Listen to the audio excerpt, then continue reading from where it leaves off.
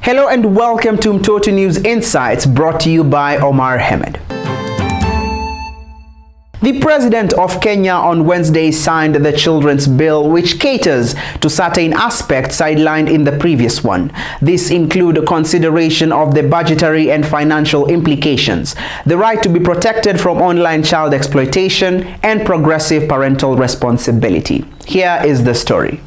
On July 7, 2022, His Excellency President Uhuru Muigai Kenyatta assented the Children's Act of 2021, which replaces the Children's Act of 2001. Children from all over Kenya are filled with excitement as well as relief because the amended act now gives effect to Article 53 of the Kenyan Constitution, which advances the concept of best interest of the child as the first consideration in every matter affecting the Kenyan child. The amended act also further protects the children of Kenya by providing for parental responsibility to children as well as containing the progressive provisions on the protection of children without parental care, such as the prioritization of family-based care through fostering, adoption, custody, guardianship, and others over institutionalized care. The highlight being that the law largely shifts the burden of childcare to the state and the community. These are just but a few of the many progressive amendments in the new Children's Act of 2021 that are supposed to improve the lives of the Kenyan child and maybe even remove children from the streets of our cities. Reporting from Mtoto News Insights, I am Brian King. Now on to matters of education. The education system formed by the government has its advantages and disadvantages. Today we join children who attended the Rally at 5 celebration at the KCB Leadership Center, where they debated and gave their views on the current state of education through a panel comprising of children from Mtoto News. Here is the story. We have so many issues that we as parents and as adults have not been able to fix, but I think they can fix it. And they are going to do that moving forward. But the question is, I want to push on one thing about, this one don't respond, but the next question probably you could reflect on that. The issue of reading, I guess we mean reading with a purpose or reading to learn, which for me I find good. I get worried when you say reading is not good. Because of that, I like saying reading with a purpose or reading to learn. If you are appointed CS Education today, what would you do? And I want you to focus on the children who are left behind. The children with disabilities, children in marginalized communities like Turkana, in arid and semi-arid areas, and even in slums in Nairobi. What will you do to ensure they also access quality education? First, I'll focus on resources. We always hear that the government has released money for schools, for infrastructure, for development, but when we go back to schools, actually we are seeing nothing. We don't even have labs, ICT centers, as I mentioned. So if I was appointed, I will follow up on the development projects that the teachers and the head teachers are really putting in place, not just taking in the money but doing nothing with the money. In Form 2 we pick subjects. So many people chose a certain subject, a particular subject, and we were so many, and we were called in the parade and we were told that the resources available in schools are not enough to accommodate such number of students. So we have to force 55 of you to shift from that subject and to go to another subject. I really felt bad personally, and they even did something and they put a pass mark that if you didn't get 75, I just say it, in physics and 80 in maths, go to biology. We don't care. So we were shifted. You are there in class, yes, but you're not even interested. Maybe your dream was to be a civil engineer. On to other news. The Mulika Wabakaji program works to address the increase in cases of sexual defilement during the election period. On July 4th, 2022, the stakeholders held a conference at Nairobi Sarova Stanley Hotel where they discussed on ways of combating sexual violence during elections through various media houses. Here is the story. We found a role for the members of the press in Mulika Wabakaji, and especially during the electoral period. And if I was to just clearly outline what we thought that the members of the fourth estate would be useful for is, number one, we are seeking to shape a new narrative around SGBV, around rape and defilement. And we think that this narrative is not going to be complete without you people playing a role in shaping this narrative. Because number one, rape and defilement has been used as a weapon of war. And we saw how and we continue to see how rape is weaponized around crisis times.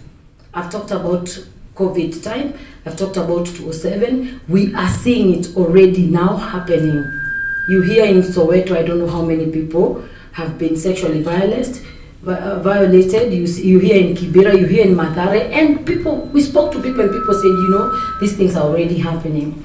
So we also want to see the media monitoring the behavior of police. How will police be responding? In 2007, police also happened to become perpetrators. Are they going to be perpetrators this time round? Or are they going to be state officers who are here to respect, to protect, and to fulfill the rights of people in this country? My ethics as a counselor psychologist, not to speak deeply into what the survivors like specifically will go through, but just to give you a general overview of their psychological disturbance. You've seen issues of depression, suicide emanating from the act that happened to them once upon a time. Number two, you'll also realize the perpetrators maybe at one point they were also violated. So we're talking about a cycle of rape and defilement. Maybe they came from those families that something happened to them, and that's why they realize this is the way and the order of life, and they must do that. Others is out of vengeance, maybe resentment, and that's why they want to do that. So for us as Mulika Wabakaji, we want to look at issues of mental health to the survivors, but also to the perpetrators, because we also have to understand why they do what they do. Mulika Wabakaji campaign is coming from, and as I said, we are now a consortium of almost 30 organizations. We have established a strategy which was defined by all the organizations in the course of last year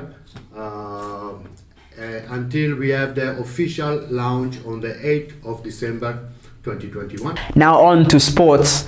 Over time, children have been using various methods to stay away from vices. However, children at Sego Slum in Kilimani resorted to using football as a way of distancing themselves from drug abuse, theft, and other vices in the society. Take a look.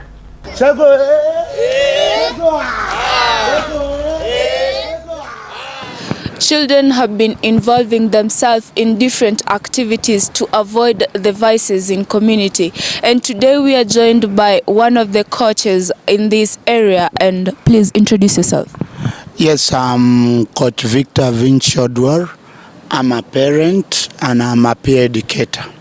Yes, as you know, football is a football is a game that helps human being physically, mentally. So I chose soccer because it involves a lot of talent and a lot of thinking. So football is amongst the sports that I love. First of all, as you know, that life nowadays is so hard, and you find that parents, especially during the holidays, you find children are back at home. Their parents are so busy out there working, looking for some bread to put on the table for them. So you find them, they have so less time with their kids. So me as a coach, I took that initiative. During the holidays, I come and train the kids and at least give back to the community what I was taught back there at the FKF soccer training coach, basic training course. Football is like a talent to me. It helps me acquire, like whenever I'm stressed, I lose my stress with football. Even if our background isn't great, but football makes me feel happier and more motivated, because you know an idle mind is a devil's workshop. So all I do whenever I'm just like I'm idle, no, I can't do this. And drug abuse has been a very viral problem in this place. So as we are engaging in football, it helps us avoid all those that, and also it helps me acquire like natural ability. For example, I play football every single day. I learn a moral value. For example, you see, wherever we are over here, when we play football, there's a tie, there's a lose, and there's a win. Whenever you win, you just feel like there's success in life. And whenever you lose, you just motivate yourself and feel like every passage or every stage has an obstacle in it. In our community, one of the main challenges is the field of play. You find that we have a little field of play for the kids, because nowadays you see that so many playing ground for the field. I don't want to be political, but you find that nowadays field of play is so less for the kids. So as for me, I use a parking lot for the kids, for our parking lot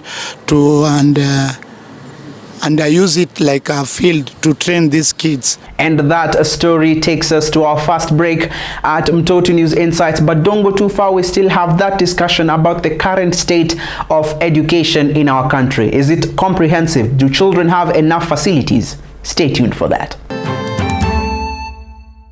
Welcome back to Mtoto News Insights. Before we took a break, I had highlighted on the topic that we are to discuss today with my panelists. And today I have very good students here at Mtoto News. I'm going to let them to introduce themselves and then we introduce the topic. Let me start with you, the young man with the mic. My name is Evans Ochino and I am a trained journalist at Hulu. Thank you so much, Evans. Let's move on to our very own Upendo. Yeah. Thank you. My name is Upendo Nawire. I am also a trained journalist at Mtoto News. Thank you so much, Upendo. Let's pass on the mic. Yes. My name is Michelle Majiro. I'm a trained journalist at Mtoto News. Thank you so much. A very new face here at Mtoto News Insights. Yes, so today we are talking about the current state of education in our country. So let me just start with you guys. Compare your school. You're all still in school, right? Compare your school and tell me if the state of education is okay. Let me start with you, Michelle, since you have the mic. Do you think the state of education in your school is okay and conducive enough for you to learn everything? Yes, I think it's okay. Yeah, it's better. It's good. Sindio, let's go to Evans. Evans, yeah. How is the current state of education in your school? Mnaona mko sawa? You guys can learn everything with no complications. Are you guys okay? No. Okay, tell us more. Actually, we have CBC, and the CBC we need swimming pools. We need good playgrounds. Actually, in our school, we don't have good playgrounds. We have just, as in, the buildings are good, and we have two televisions for grade 4 and 5. Now, in any class, if they want to watch, they will come either to grade 4 or 5. And then, apart from that, there is this thing of the 844 and the CBC. Now, the 844 are given much care than the CBC because the 844 have the tablets, but we don't have. So we just stay at class. Even if we're given homework, then we don't know how we are going to do because maybe the electricity was not there, and because the electricity was not there, we can't use solar. Yeah.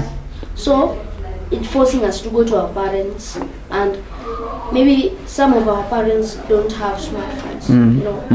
Apart from that, I would like the government to help us to get good environment for playing football. You know, our school playground is pure cement. Oh, there's no grass like which is child friendly? No. Okay. We need even swimming pools for the CBC. Apart from that, we even need tablets. Yeah. Apart from tablets, let every class have the television for the CBC, because as the other classes are coming to our class, they may steal some things, and if you say you are bullied, that's what I don't want. Okay, thank you so much, Evans, for those views. Let me move on to you, Upendo. What are some of these things that you feel like should be changed in your school specifically? Well, if we're talking about the school in general, to minimize on education itself, I feel like the school is quite well equipped, but it could help change the infrastructure. Yeah. The labs, build more labs, because Okay. we only have 2 labs, but a lot of classes, most of the time we can't learn in the labs because another class is doing practicals, or just another class is using it, even though for that certain lesson we need to use the labs. Okay. The meals, that's Yeah. I'm going The meals. because like now I have ulcers, so I can't eat beans. Yeah. And now there's no alternative. So what I do is when they serve githeri, because it's beans and Yeah. I just have the cabbage that goes. The all-time awful. Yeah. Yeah. And most of the time they don't really put enough. Yeah. So you can see that I'll just eat like a few pieces of cabbage, go back to class. Yeah. Because I wouldn't have eaten anything else. Because if I do it the githeri, it will affect me very badly. Yeah. And I won't be able to focus. Even the next day I won't be able to focus. Yeah. So yeah, that's something that I would like to be changed in. Okay. Well, thank you so much, Upendo. Let's come all the way to Michelle. Now, Michelle, if you were today appointed to be the CS of education, just like that, we say that Michelle Wanjiru is now the CS for education. What are some of these things you feel like children are not having and should be having? So specifically, like I'm in class 8, and in our school, the only time we're allowed to go out would probably maybe during break or lunch, or swimming, for example.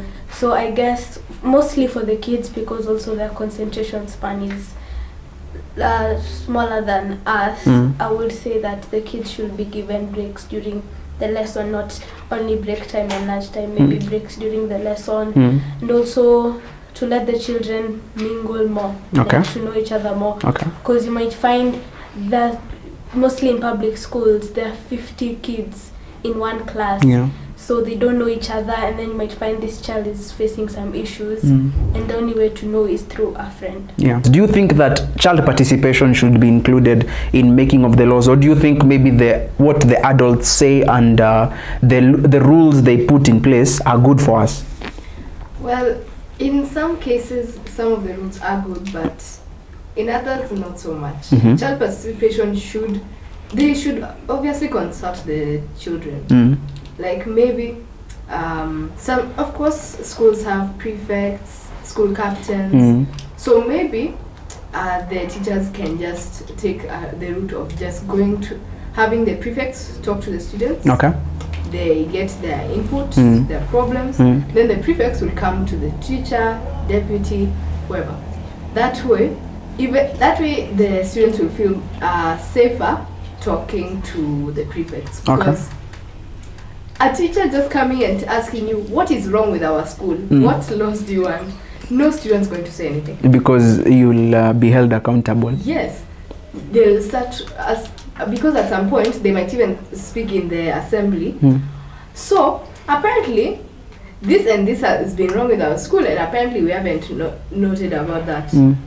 Or they could even just say, this person brought up this issue.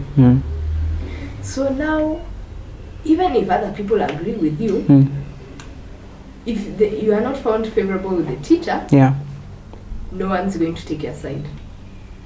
So it's better to go through the prefects or school captain, whoever. That way it can get to the higher ups, which are the teachers, deputy, school board even.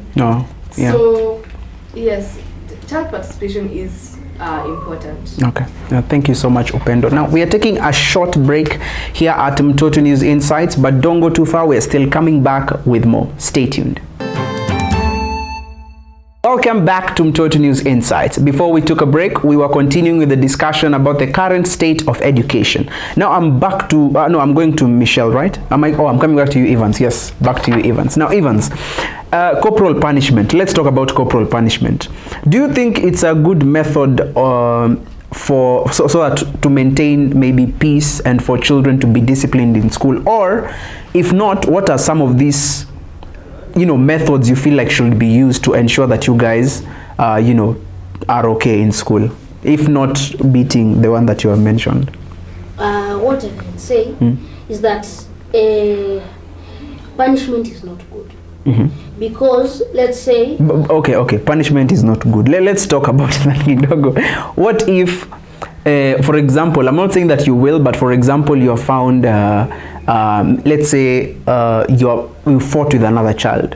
What do you want? Okay, I'm the teacher. Nimekupata umepigana na Upendo. What should I do to you guys? What do you feel like I should do? As in, I think kuna way, as in the teacher can find to use, because let me just use the good terms. Corporal punishment is not good. Okay. Because if corporal punishment will be enough good, children in the country will be enough dead. Because some teachers are very bad at beating. So the reason why I'm saying all of this is because, let's say you are a teacher. We are classmates. We went for break. I said, I'm not going for break. I stole for every bag in the class. Now you find me. You punished me thoroughly. That's not good, because it just makes me to fear doing it. But apart from fear doing it, I'll just do it when you're not seeing me. It just increases fear, and that's not good.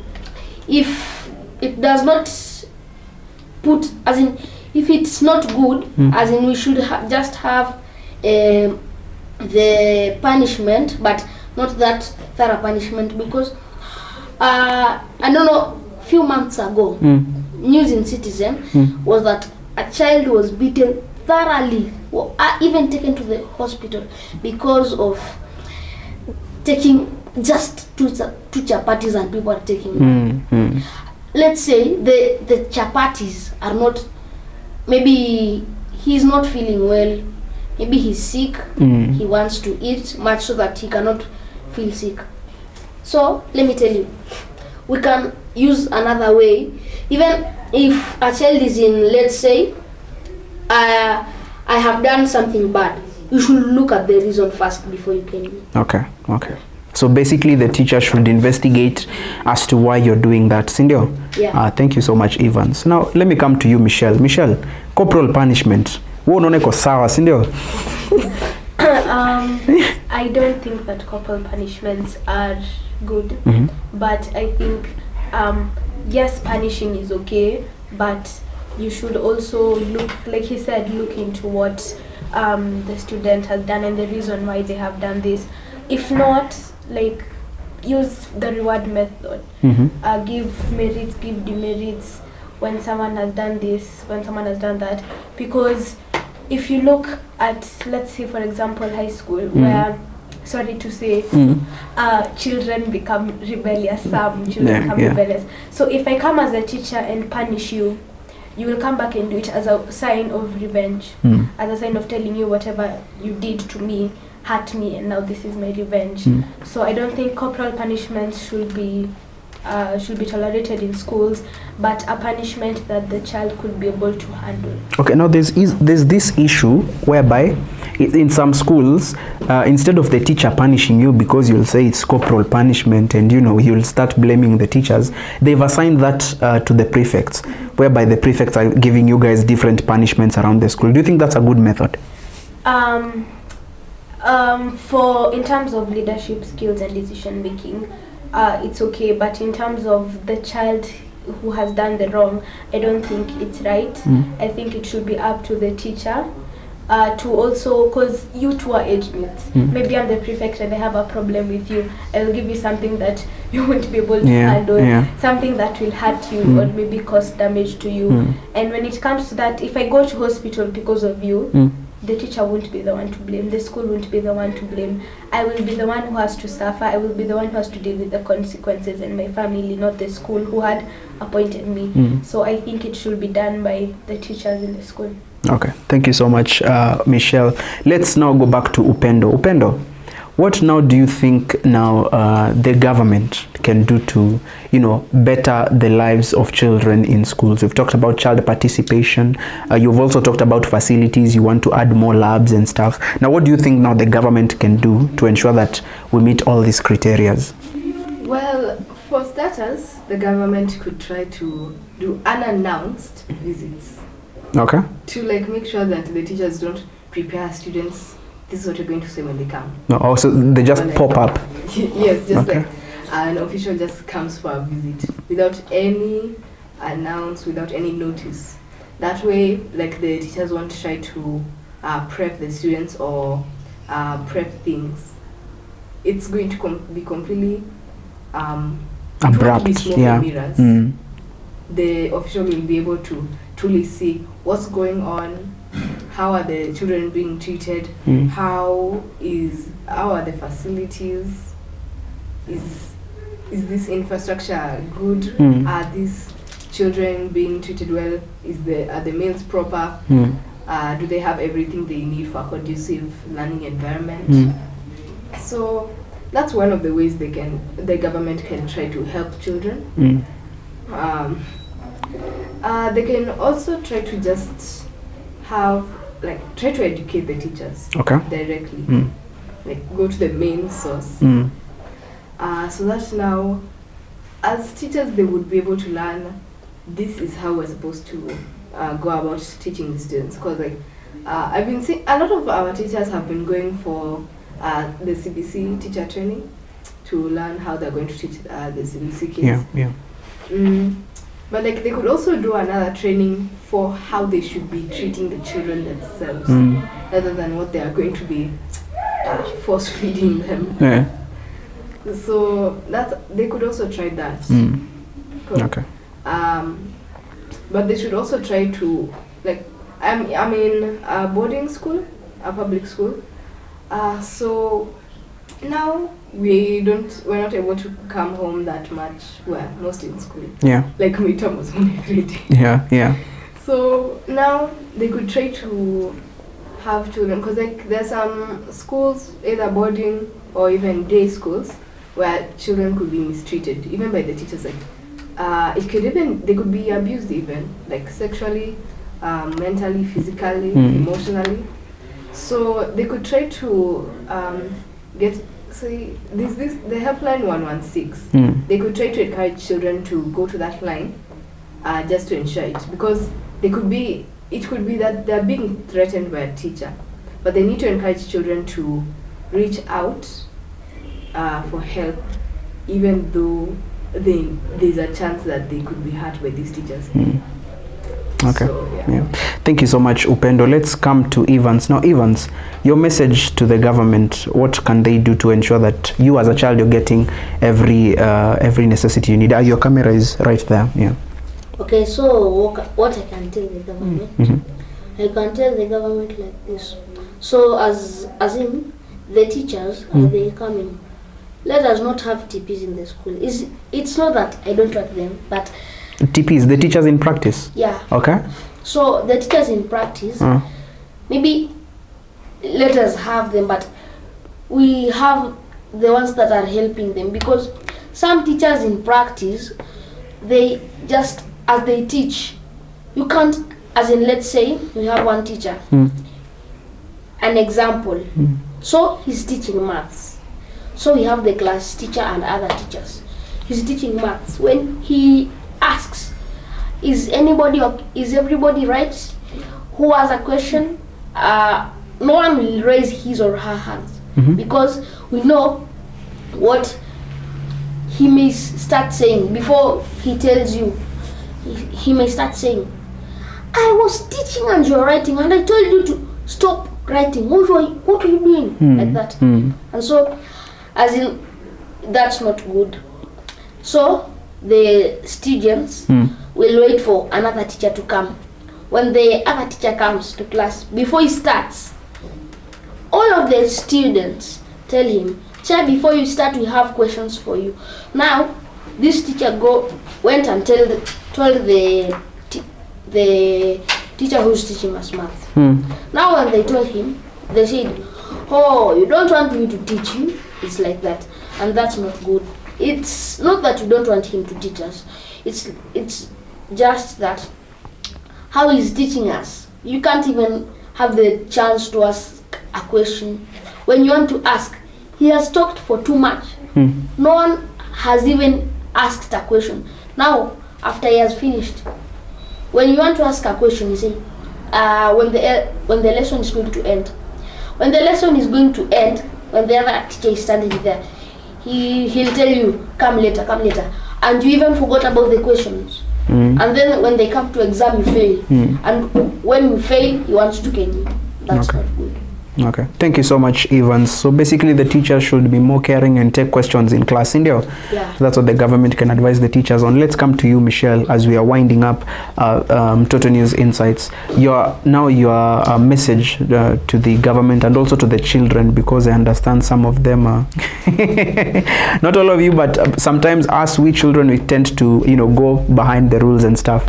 So the message to the children about being obedient to their teachers also, and also the government on what they can do to ensure we have better lives in school. Okay, so I'll start with the government, and I will add on to his one of his messages. Okay. When we talk about teachers' practice, or maybe new teachers also, the way, like for example, let's say this class does not get things very fast. Like it needs to take time for you to get something. It needs to take time for you to actually understand the concept. But this teacher, the school maybe that he or she was in before, kids used to get it quick. Yeah. Like one lesson, one topic. But when now they come to this new school, it takes a long time for them to get, so it becomes a problem. The children are punished every time. The children are crying, the children are going home complaining, and obviously there's some head teachers who take the teacher side. Whether the teacher did the wrong thing, the head teacher has to take the teacher side. And also there's some parents who don't agree with the kid. A child will go home and say, "Mom, teacher so and so beat me because I didn't get a concept, and then I failed in science maybe." The mom will be like, "Yeah, that's your problem. That's you who did that." So for the children, I guess you could say, if punishments, you should understand the fact that teachers also are there to help you. You should understand, you should be obedient, do whatever they say, but when you see or when you feel it reaches a point where it's becoming too much, talk.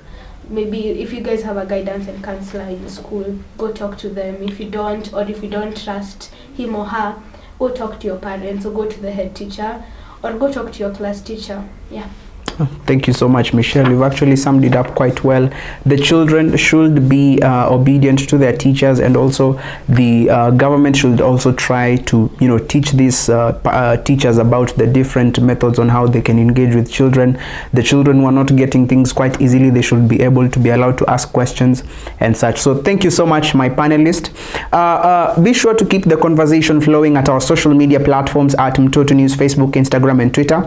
You can also visit our beautiful website at www.mtotonews.com, and you can also find me at all social media platforms at Omar Hamed 83. But for now, we say goodbye.